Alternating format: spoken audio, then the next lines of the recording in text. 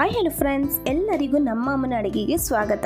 ನೀವೇನಾದರೂ first time ನಮ್ಮ ಚಾನಲ್ನ ನೋಡ್ತಾ ಇದ್ದೀರಾ, ನಮ್ಮ ಅಮ್ಮನ ಅಡುಗೆ ಚಾನಲ್ ಸಬ್ಸ್ಕ್ರೈಬ್ ಮಾಡ್ಕೊಳ್ಳಿ. ಹಾಗೆಯೇ ಪಕ್ಕದಲ್ಲಿ ಬರುವ ಬೆಲ್ ಐಕನ್ನ ಕ್ಲಿಕ್ ಮಾಡ್ಕೊಳ್ಳಿ. ಇವತ್ತು ನಾನು ಮಾಡ್ತಾ ಇರೋಂಥ ರೆಸಿಪಿ ಖರ್ಜೂರದಿಂದ ಲಾಡು ಮಾಡೋದು ಹೇಗೆ ಅಂತ ತೋರಿಸ್ಕೊಡ್ತಾ ಇದ್ದೀನಿ. ಟೇಸ್ಟ್ ಮಾತ್ರ ಹೇಳೋದೇ ಬೇಡ, ಸಖತ್ತಾಗಿರುತ್ತೆ. ಹಾಗೆಯೇ ಆರೋಗ್ಯಕ್ಕೆ ತುಂಬ ಒಳ್ಳೆಯದು. ಇವಾಗ ಡೇಟ್ಸಿಂದ ಲಾಡು ಮಾಡೋದಕ್ಕೆ ಇಂಗ್ರೀಡಿಯೆಂಟ್ಸ್ ಏನೇನಂತ ನೋಡ್ಕೊಂಬರೋಣ ಬನ್ನಿ. ಇಲ್ಲಿ ನಾನು ಮೊದಲೇದಾಗಿ ಖರ್ಜೂರ ತೊಗೊಂಡಿದ್ದೀನಿ. 1 ಕಪ್ ಆಗೋಷ್ಟು ಖರ್ಜೂರನ ಇದ್ರ ಒಳಗಡೆ ಇರೋ ಬೀಜ ಎಲ್ಲ ತೆಗೆದು ಇಟ್ಕೊಂಡಿದ್ದೀನಿ. ನೋಡಿ, ಖರ್ಜೂರ ಬಂದು ಈ ಥರ ಸಾಫ್ಟಾಗಿ ಬರುತ್ತಲ್ಲ, ಆ ಥರದ್ದು ನೋಡಿ ತಗೊಳ್ಳಿ. ಇಲ್ಲಿ ನಾನು ಕೋಕೋ ಪೌಡರ್ 2 ಟೀ ಸ್ಪೂನಷ್ಟು ತೊಗೊಂಡಿದ್ದೀನಿ. ಬಾದಾಮ್ ಬಂದು 1/4 ಕಪ್ ಆಗೋಷ್ಟು ತೊಗೊಂಡಿದ್ದೀನಿ. ಗೋಡಂಬಿ 10 ತೊಗೊಂಡಿದ್ದೀನಿ. ಡೆಸಿಕೇಟೆಡ್ ಕೊಕೊನಟ್ ಪೌಡರ್ 1/4 ಕಪ್ಪಷ್ಟು ತೊಗೊಂಡಿದ್ದೀನಿ. ತುಪ್ಪ 1 ಟೀ ಸ್ಪೂನಷ್ಟು ಬೇಕಾಗುತ್ತೆ. ಇಷ್ಟೇ ಫ್ರೆಂಡ್ಸ್ ಇಂಗ್ರೀಡಿಯೆಂಟ್ಸ್. ಇವಾಗ ಮಾಡೋದು ಹೇಗೆ ಅಂತ ನೋಡೋಣ. ಇವಾಗ ನಾನು ಒಂದು ಬೌಲಲ್ಲಿ ಡೇಟ್ಸ್ ಹಾಕಿಟ್ಕೊಂಡಿದ್ನಲ್ಲ, ಇದಕ್ಕೆ ಬಿಸಿ ನೀರು ಹಾಕ್ಕೊಂಡು ಒಂದು 15 ನಿಮಿಷ ನೆನೆಯೋದಕ್ಕೆ ಬಿಡ್ತಾಯಿದ್ದೀನಿ. ಯಾಕಂದರೆ ಫುಲ್ ಸಾಫ್ಟ್ ಆಗಬೇಕು, ಚೆನ್ನಾಗಿ ಪೇಸ್ಟ್ ಆಗುತ್ತೆ, ಅದಕ್ಕೋಸ್ಕರನೇ. ಇವಾಗ ಒಂದು ಮಿಕ್ಸಿ ಜಾರ್ಗೆ ನಾನು ಗೋಡಂಬಿ ಮತ್ತು ಬಾದಾಮ್ ಹಾಕ್ಕೊಂಡಿದ್ದೀನಿ. ಇವಾಗ ಇದನ್ನು ಒಂದು ಸತಿ ನಾನು ಚೆನ್ನಾಗಿ ಒಂದು ಈ ಥರ ಫೈನ್ ಪೌಡರಾಗಿ ಮಾಡ್ಕೊಂಬಂದಿದ್ದೀನಿ.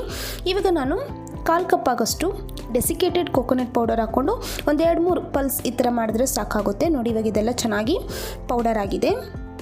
ಇವಾಗ ನೋಡಿ, ಡೇಟ್ಸ್ ಹಾಕಿ ಇಟ್ಕೊಂಡಿದ್ನಲ್ಲ ಖರ್ಜೂರನ, ಇವಾಗ ಇದು ಒಂದು 15 ನಿಮಿಷ ಆಗಿದೆ. ನೋಡಿ ಯಾವ ಥರ ಸಾಫ್ಟ್ ಆಗಿದೆ ಅಂತ. ಈ ಥರ ಸಾಫ್ಟ್ ಆದರೆ ಚೆನ್ನಾಗಿ ಪೇಸ್ಟ್ ಆಗುತ್ತೆ. ಇವಾಗ ಇದನ್ನೆಲ್ಲ ನಾನು ಮಿಕ್ಸಿ ಜಾರಿಗೆ ಹಾಗೇ ಹಾಕ್ಕೊತಾ ಇದ್ದೀನಿ. ನೋಡಿ, ನೀರೆಲ್ಲ ಇದೆಲ್ಲ ತೆಗೆದ್ಬಿಟ್ಟು ಬರೀ ಡೇಟ್ಸ್ ಮಾತ್ರ ಹಾಕ್ಕೊತಾ ಇದ್ದೀನಿ. ನೋಡಿ ಫ್ರೆಂಡ್ಸ್, ಈ ಥರ ಡೇಟ್ಸಲ್ಲಿ ಮಾಡಿದ್ರೆ ತುಂಬ ಟೇಸ್ಟಿಯಾಗಿರುತ್ತೆ. ಹಾಗೆಯೇ ಹೆಲ್ತು ಕೂಡ ತುಂಬ ಒಳ್ಳೆಯದು. ಇವಾಗ ಇದನ್ನು ನಾನು ಪೇಸ್ಟ್ ಮಾಡ್ಕೊಂಡು ಬರ್ತೀನಿ. ನೋಡಿ, ನೀರು ಹಾಕೋಂಥ ಅವಶ್ಯಕತೆ ಇಲ್ಲ, ಯಾಕಂದರೆ ಅದು ಆಲ್ರೆಡಿ ಒಂಥರ ನೀರಿನ ಅಂಶ ಇರುತ್ತೆ.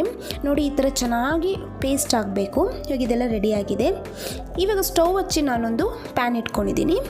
ಇವಾಗ ನಾನು ಪೇಸ್ಟ್ ಮಾಡಿ ಇಟ್ಕೊಂಡಿದ್ನಲ್ಲ ಖರ್ಜೂರನ, ಅದನ್ನ ಹಾಕ್ಕೊಂಡಿದ್ದೀನಿ.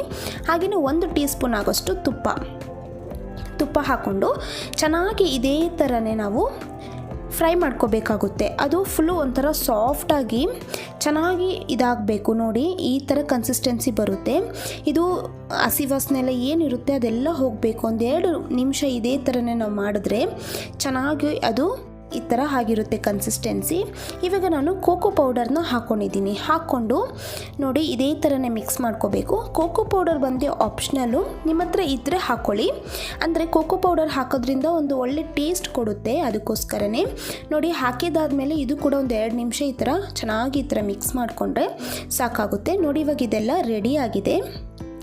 ಇವಾಗ ನಾನು ಮೊದಲೇ ಪೌಡರ್ ಮಾಡಿ ಇಟ್ಕೊಂಡಿದ್ನಲ್ಲ, ಆ ಪೌಡರ್ನ ಹಾಕ್ಕೊಂಡು ಒಂದು ಸತಿ ಮಿಕ್ಸ್ ಮಾಡ್ಕೊತಾ ಇದ್ದೀನಿ. ನೋಡಿ, ಹಾಕ್ಕೊಂಡು ಚೆನ್ನಾಗಿ ಒಂದು ಸತಿ ಎಲ್ಲ ಹೊಂದ್ಕೋಬೇಕು. ಆ ಥರ ಚೆನ್ನಾಗಿ ಒಂದು ಸತಿ ಮಿಕ್ಸ್ ಮಾಡಿಕೊಂಡ್ರೆ ಸಾಕು ಫ್ರೆಂಡ್ಸ್. ನೋಡಿ, ಇವಾಗ ಇದೆಲ್ಲ ಒಂದು ಸತಿ ಮಿಕ್ಸ್ ಮಾಡಿಕೊಂಡು ಒಂದು ನಿಮಿಷ ಇದೇ ಥರನೇ ಮಿಕ್ಸ್ ಮಾಡಿಕೊಂಡ್ರೆ ಸಾಕಾಗುತ್ತೆ. ಇವಾಗ ಇದನ್ನೆಲ್ಲ ತಣ್ಣಗಾಗೋದಕ್ಕೆ ಬಿಡೋಣ. ಅಂದರೆ ತುಂಬ ಬಿಸಿ ಇರುತ್ತಲ್ವ, ಉಂಡೆ ಕಟ್ಟೋಕ್ಕಾಗಲ್ಲ. ಇದೆಲ್ಲ ತಣ್ಣಗಾಗೋದಕ್ಕೆ ಬಿಟ್ಟರೆ ಚೆನ್ನಾಗಿ ಉಂಡೆ ಕಟ್ಬೋದು. ನೋಡಿ, ಇವಾಗ ತುಂಬಾ ತಣ್ಣಗಿರಲ್ಲ, ಲೈಟಾಗಿ ಬಿಸಿ ಇರುತ್ತೆ. ಆ ಟೈಮಲ್ಲಿ ಈ ಥರ ಉಂಡೆ ಕಟ್ಬೋದು. ನೋಡಿ, ನಾನು ಇದೇ ಥರನ ಮೀಡಿಯಮ್ ಸೈಜಲ್ಲಿ ಈ ಥರ ಎತ್ಕೊಂಡು ಉಂಡೆ ಕಟ್ತಾಯಿದ್ದೀನಿ. ಚೆನ್ನಾಗಿ ಬರುತ್ತೆ ಉಂಡೆ. ನೋಡಿದ್ರಲ್ಲ ಎಷ್ಟು ಚೆನ್ನಾಗಿ ಬಂದಿದೆ ಅಂತ.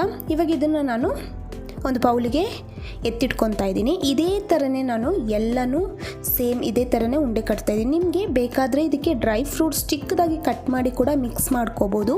ಮಿಕ್ಸ್ ಮಾಡಿ ಈ ಥರ ಮಾಡ್ಬೋದು, ಚೆನ್ನಾಗಿರುತ್ತೆ. ಅವಾಗ ಅಂದರೆ ತಿನ್ನುವಾಗ ಬಾಯಿಗೆ ಸಿಗುತ್ತೆ, ಅವಾಗೂ ಚೆನ್ನಾಗಿರುತ್ತೆ. ನಾನಿಲ್ಲ ಆ ಥರ ಏನೂ ಹಾಕಿಲ್ಲ.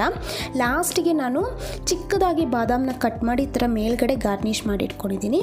ಇವಾಗ ಇದೇ ಥರ ಉಂಡೆಲ್ಲ ಕಟ್ಟಿ ಒಂದು ಬೌಲಲ್ಲಿ ಹಾಕಿಟ್ಕೊಂಡಿದ್ದೀನಿ ಫ್ರೆಂಡ್ಸ್. ಸೂಪರಾಗಿರುತ್ತೆ ಟೇಸ್ಟ್ ಮಾತ್ರ. ನೀವು ಕೂಡ ಮನೇಲಿ ಒಂದ್ಸತಿ ಟ್ರೈ ಮಾಡಿ ಹೇಗೆ ಬಂತು ಅಂತ ಕಮೆಂಟ್ ಮಾಡಿ. ಹಾಗೆಯೇ ನಮ್ಮ ಅಮ್ಮನ ಅಡುಗೆ ಚಾನಲ್ ಸಬ್ಸ್ಕ್ರೈಬ್ ಮಾಡ್ಕೊಳ್ಳಿ. ಪಕ್ಕದಲ್ಲಿ ಬರುವ ಬೆಲ್ ಐಕನ್ನ ಕ್ಲಿಕ್ ಮಾಡ್ಕೊಳ್ಳಿ. ಈ ವಿಡಿಯೋ ನೋಡಿರುವ ಎಲ್ಲ ವೀಕ್ಷಕರಿಗೂ ಧನ್ಯವಾದಗಳು.